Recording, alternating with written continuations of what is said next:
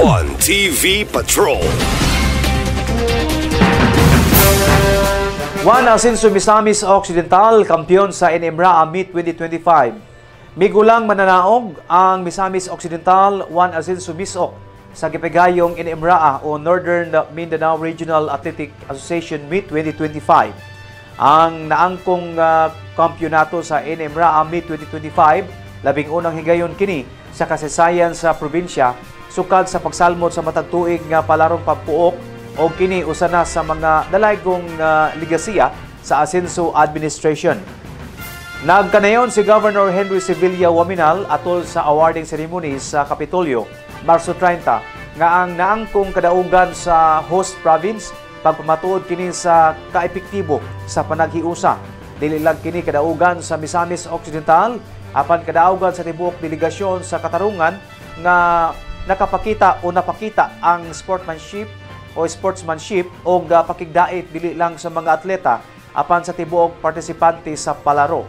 Nagpasalamat usab ang gobernador sa kumpiyansa nga gihatag sa Department of Education nga gipanguluhan sa DepEd Region 10, coaches, officials, mga ginikanan o sa mga empleyado sa Kapitolyo nga mihatag sa ilang dakong oras gikan sa preparasyon hangtod sa katapusang bahin sa aktibidad.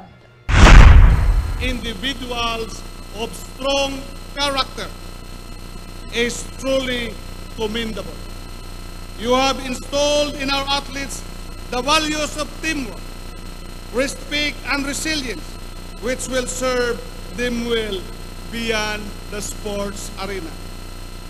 To the officials and working committees, your professionalism and dedication have ensured that everything runs smoothly from start to finish.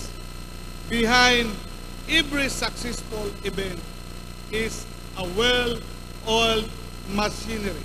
And thanks for your hard work and meticulous planning that we were able to enjoy the outstanding execution of this athletic meet.